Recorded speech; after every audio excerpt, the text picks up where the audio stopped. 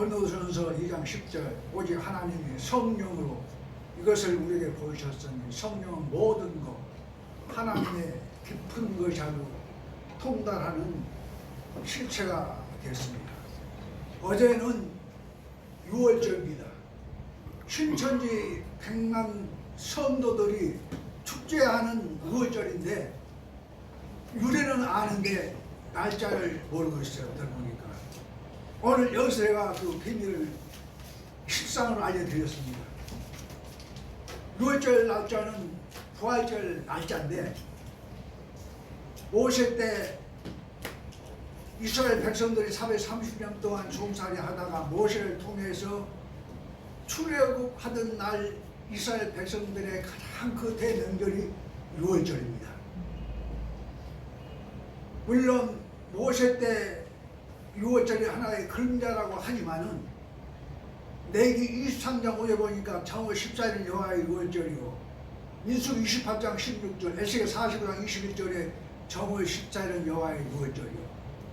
시기적으로 봤을 때 한 4월 중순쯤 되는데 출애굽기 9장 31절에 보니까 여호와께서 모세와 아론에게 가로되 이달로 달의 시작까지 정월 14일이라겠죠. 이달로 달의 시작 곧 해 첫 달이 되게 하나님께서 또한 출애굽기 9장 31절에 때 보리는 이삭이 나고 사막 꽃이 피었으므로 4월 중순경이 됩니다. 예, 마지막 그럴 때가 언제냐면 누가복음 20장 14절부터 16절을 보니까 예수께서 제자들에게 이르시되 내가 고난을 받기 전에 이 6월절을 먹기를 원하노라. 내가 너에게 이르노니 이 6월절이 하나님 나라에서 이루기까지는 먹지 아니하리라. 마지막 때 우리가 6월을 해야 영생할 수가 있습니다. 정월 14일은 여호와 6월절이라고 몇 군데서 말씀했는데 실상은 4월 중순경인데 정월 14일 날 예수님께서 6월절의 양이 되셨습니다. 제자들을 불러놓고 막혀나가시고 15일 날 십자가에 돌아가시고 16, 17일 날 2박 3일 만에 부활하심으로 예수님의 부활 날짜가 4월 17일입니다. 이 정도만 하겠습니다. 그리고 우리 저기 이영하 목사님 수고 많으셨습니다. 그러니까 아름답고 겸손한 그 리더 제가 처음 배운 것 같은데 아마 그 나 들으라고 이렇게 사도신경을 좀 논쟁이 있었어요. 나 같이 이게 공개적으로 서로 사과를 드렸습니다. 여러분 물론 문자들을 통해서 좀 거꾸로 그런 사이를 여러분들 아실 텐데 오늘 이영하 목사님은 나한테 뺨을 하나 맞느냐? 서영아 목사님, 서영아 목사님 뺨을 하나 맞느냐? 뺨을 내놓겠다고 그랬어요. 그러면서 이게 내 해석이 잘못되면은 오히려 사과하라고. 혹시 잘못해서 내가 사과할 수가 있습니다. 지난주에 사도신경에 대해서 내가 외아들을 언급했는데 간단히 말씀드리겠습니다. 강철구 목사님께서 반문을 하셨습니다. 독생자. 그래서 내가 문자로 목사님 영과 육을 분별하지 못하고 이렇게 판단하십니까? 라고 했는데 이제 우리 서영 목사님께서 조목조목 이렇게 반문을 하셨습니다. 근데 복잡하게 생각할 거 없어요. 육으로는 맏아들로 오셨고 영으로는 독생자로 오셨습니다. 아까 잠깐 이제 말씀하셨지만은 누가복음 2장 7절에 맏아들 낳아 간보에 쌓아 구에 되었으니 휴수 1장 16절 맏아들이 그걸 세상에 다시 들고 가실 때 로마서 8장 29절 많은 사람 중에서 맏아들이 되게 하셨으니 마태복음 13장 55절 이는 목수 아들 아니냐 그 어머니는 마리아 그 형제들은 야고보 요세 시몬 유다를 하지 않느냐 그 형제들은 그 답은 육체로는 맏아들로 오셨고 이것저것 토달할 필요 없습니다. 토달다 보면은 말씀에 다른 방향으로 옵니다. 영적으로는 홀로 독자 독생자로 오셨다는 말씀을 다시 한번 정리해 드립니다. 오늘은 우리들이 예배 때마다 드리는 주기기 동문에 대해서 잘못된 부분을 성경적으로 지적하면서 여러분과 함께 공부를 하고자 합니다. 하늘에 계신 우리 아버지라고 부를 수 있는 사람들은 자식의 자격이 있어야 아버지라고 부를 수 있는데, 도적놈이 마귀가 하늘에 계신 우리 아버지 하면은 이 나쁜 녀석은 내가 언제 네 아버지냐라고 이렇게 혼쭐 낼 것입니다. 주기도문은 마태복음 6장 9절부터 12절에 기록된 주기도문을 오늘날 우리 성도들이 암송하는 것이 아니요, 찬송과 전면에 기록되어 있는 대개 나라와 영광의 아버지께 이 말씀을 넣어서 기도를 합니다. 대개라고 하는 것은 대강, 원만하게 적당히 이루어 주십시오, 이런 뜻이 되겠습니다. 이것에 그칠 게 아니라 성경을 성경대로 이해하지 못하고 깨닫지 못하고 신앙생활을 하지 못하게 되면은 성령 거역죄가 됩니다. 사람이 하나님께 잘못한 것은, 죄 지은 것은 용서받을 수 있지만은 성경을 왜곡되게 해석하거나 성령을 거역하게 되면은 용서받을 수가 없습니다. 마태복음 12장 31절부터 32절에 보니까, 그러므로 내가 너에게 이르노니 사람의 모든 죄와 해방은 사하심을 얻되 성령을 해방하는 것은 사하심을 얻지 못하겠고, 이런 성경의 기록대로 믿고 깨달은 것이 아니요, 본인의 신앙, 지식, 철학에 따라서, 유전에 따라서 연구하고 적당히 증거하는 주의 종들. 사실 많은 기독교에서 주의 종님 하는데, 주의 종님들은 아버지라고 부를 수 없습니다. 만일에 내 집에서 부르는 종이 아버지라고 부르면 이 건방진 자석, 내가 어떻게 네 아버지냐. 아버지라고 부를 수 있는 자격을 가진 자들은 바로 종님들이 아니고 하나님의 아들들입니다. 요즘에 기성교회 목사님들이 현방 가서 주의 종들이 기도합니다. 저 음식을 준비하는 여종에게도 이렇게 축복해 주시기 바랍니다라고 기도를 합니다. 근본적으로 성경을 왜곡되게 성령을 해방하는 죄입니다. 디모데후서 3장 16절부터 17절에 보니까 모든 성경은 하나님의 감동을 받은 것으로 돼 교훈과 책망과 바르게 함과 의와 교육하기에 유익하니 이런 하나님의 사람을 온전케 하며 모든 일을 행하게 온전케 하려 합니다. 그 다음 베드로서 1장 20절부터 22절에도 경에 성경의 모든 애언은 사사로이 풀 것이 아니오, 애언은 언제든지 사람의 뜻으로 낸 것이 아니오, 오직 성령의 감동하심을 입은 42명의 저자들이 기록한 책입니다. 호시아 4장 7절 보니까 내 백성이 지식이 없어 망한다고 말씀해 주고 있습니다. 마태복음 15장 3절 너희는 어찌하여 너희 유전으로 하나님의 계명을 범하느냐. 골로새서 2장 8절에도 철학과 헛된 속임수로 너희를 노력하가 주려라. 이게 삶의 유전과 세상의 초등하군요. 그리스도를 쫓음이 아니라고 말씀을 통해서 우리들에게 교훈해 준 것입니다. 히브리서 5장 10절에 보니까 때가 오래므로, 예수 믿는 지가 오래므로, 목회생활을 한 지가 오래므로 너희가 마땅히 선생이 될 터인데 전이나 먹고 단단한 식물을 못 먹는 자가 되었도다. 대저 젖을 막는 자마다 어린아이 의의 말씀을 경험하지 못한 자요 단단하심으로는 장성한 자의 것이니 저희가 지각을 사용함으로 선이 무엇이니 악이 무엇인지 선악을 분별하는 자들이라고 말씀주고 있습니다. 우리가 성경을 어떻게 이해를 해야 되냐면은 에베소 6장 12절부터 17절에 기록되어 있습니다. 우리의 씨름은 혈과 육에 대한 것이 아니요 정사와 권세와 이 세상 주관자들과 하늘에 있는 악한 영들에 대함이라. 그러므로 전신 갑주를 쳐라. 이는 너희가 악한 날에 너희 대적하고 모든 것을 이기는 데 서기 위함이라. 그러므로 진리로 허리띠를 띠고 의의 흉배를 붙이고 복음의 평안에 예배한 것으로 신을 신고 모든 것 위에 믿음의 방패를 가지고 이것은 너희 악한 자의 화기를 수금해라. 구원의 투과 성령의 검, 성령의 검, 하나님의 말씀을 가지라고 말씀해 주고 있습니다.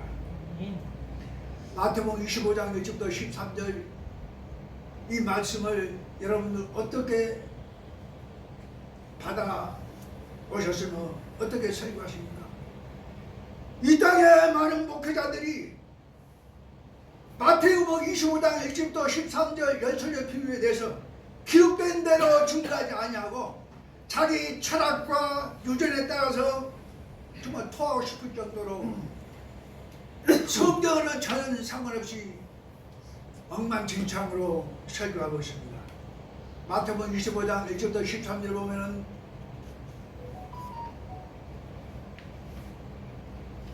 열처녀 부유에 대해서 들으라.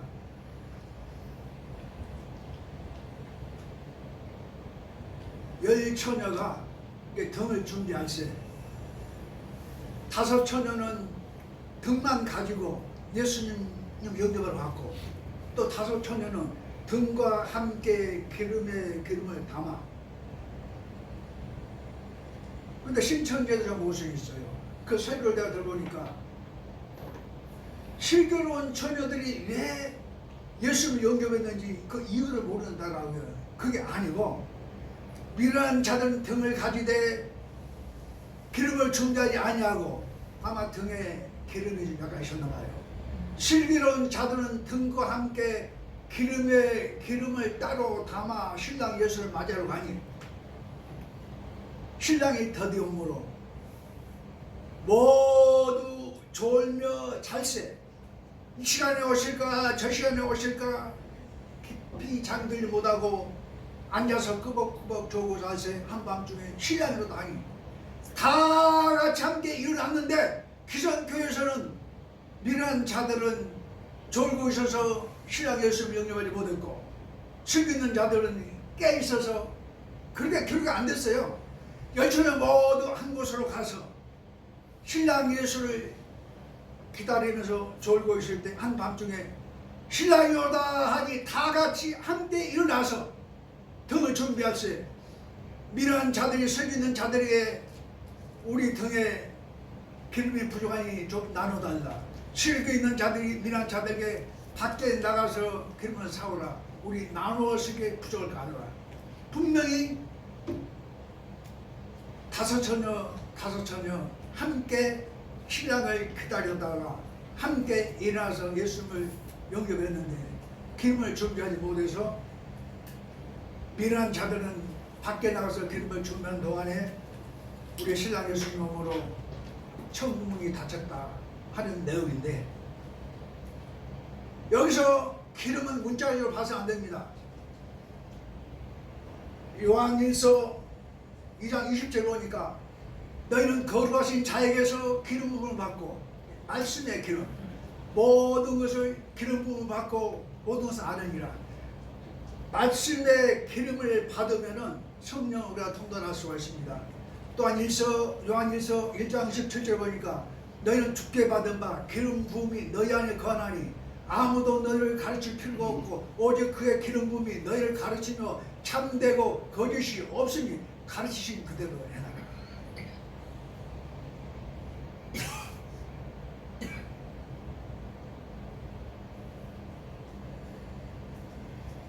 오늘날에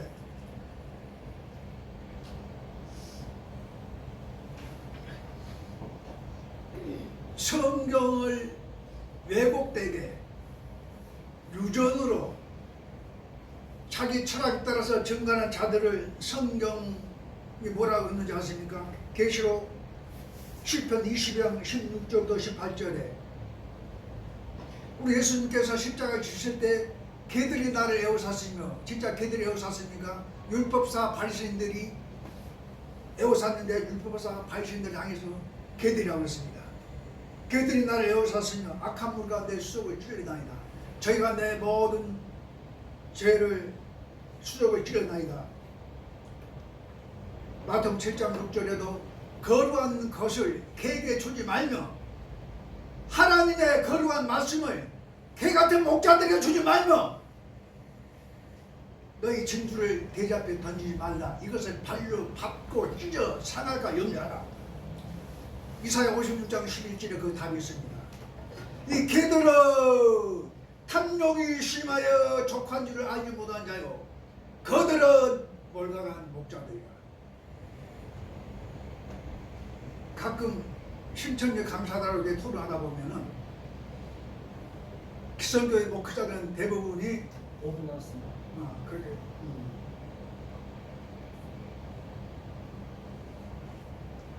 자, 그럼 이제 깜짝 뛰어서 지금 이제 사랑교회 정광훈 목사가 구속됐는데 한참 그분이 나와서 활동하면서 내가 하나님 너 까면 죽인다라고 이렇게 공개로 할 때 제가 인천 마태지파에서 발제를 한 5, 6년 했는데 모든 기독교 대표로 나가서 불교에서도 오고 기독교 대표로 나가서 많은 기자들 앞에서 성경을 토론하면서 이제 그 대적을 물으셨습니다. 5분 남았다고 이거 시간 아까운데 강대상 앞에서는 거짓말하는 하나님께서 영역을 거둬갑니다.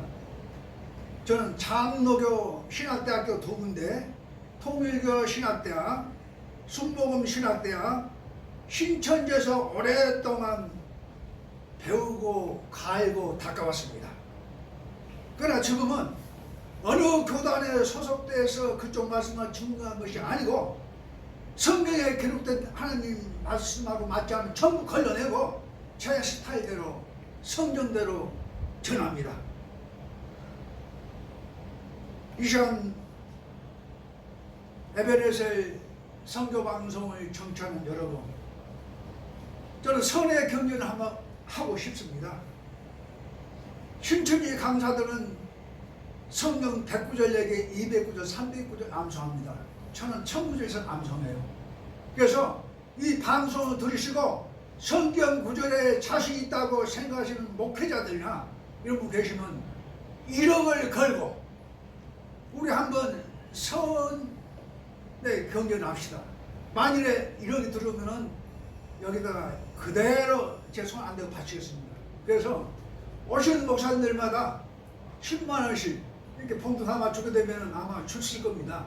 이렇게 해서라도 모시게 해서 정말로 하나님의 생명의 말씀을 전함으로 애쓰고 힘쓴 우리 사회자 목사님이나 또 많은 관계자들에게 또 힘이 되지 않을까 이렇게 생각합니다. 또 넘어가라.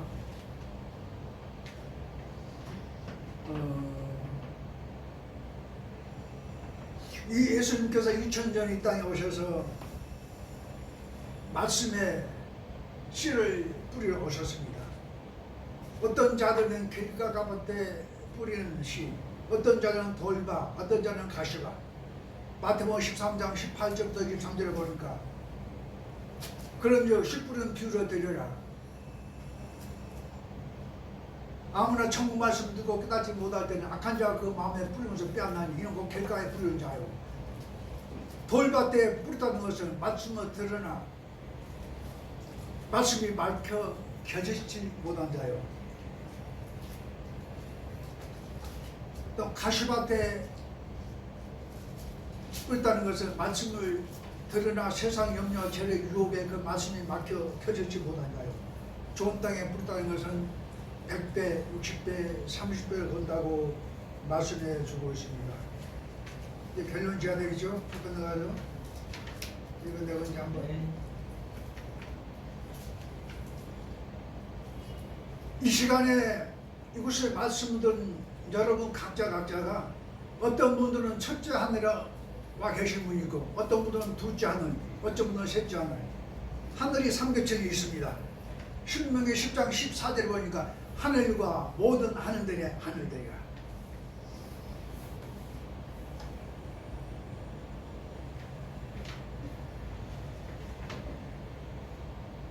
네, 결론을 지어야 될 것 같습니다.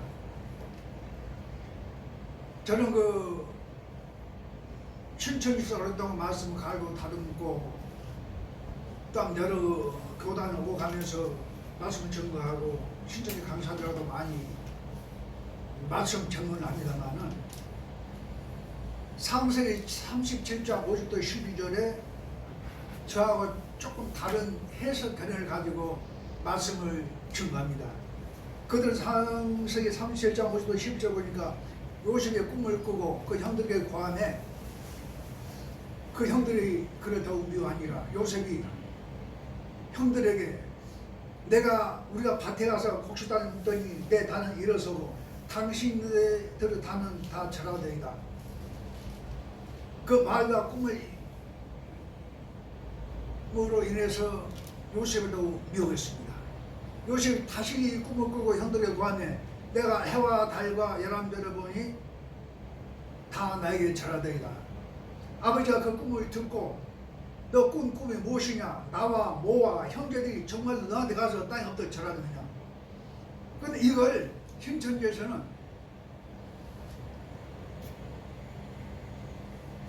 해와 달과 열한 별을 요셉의 가족이라고 해당되는 성경이 있는데도 이렇게 증거하고 있습니다. 해는 시편 84편 11절에 하나님은 해요. 해를 빙자해서 야곱을 설명한 것입니다. 또한 시편 89편 37절에 보니까 또 궁창의 확실한 증인 달같이 영원히 경목게 되리라. 달을 빙자해서 야곱의 아내 라헬을 또한 설명한 것입니다. 또 요셉 형제들 통해서 창세기 20장 17절에 보니까 아브라함이 내게 큰 복을 주고 내 씨로 크게 성하여 하늘의 별같이 땅에 모래같게 하리라. 몇 차례 내가 이것을 고뇌하고 좀 제발 우리 피조물들이 조물주가 될 수 없다. 그러니까 분명히 야곱을 설명할 때는 시편 84편 11절 하나님의 해인데 이걸 빙자해서 야곱을 설명한다 이렇게 하면 전해하고 그리고 나엘을 설명할 때는 또 달, 또 요셉 형제들 설명할 때는 별로 이렇게 빙자를 해서 이렇게 전한다라고 제가 여러분 권장할 때가 있습니다. 마지막 결론 짓습니다. 계시록 6장 16도 16절 보니까 내가 보니 여섯째 마지막입니다. 여섯째 일을 계실 때에 큰 기둥이 나며 해가 총동같이 검어지고 근데 이게 해가 총동같이 검어지고 이걸 기성신학에서는 정말 해가 총단같이 검어진 걸 이렇게 알고 있습니다. 해를 빙자해서 검어지고 달이 빛을 잃으며 이제 하늘이 종축 말림같이 떠나가고 각 산과 섬이 제자리에 옮기며 사람들이 바위 틈에 숨었다라는 내용들이 있는데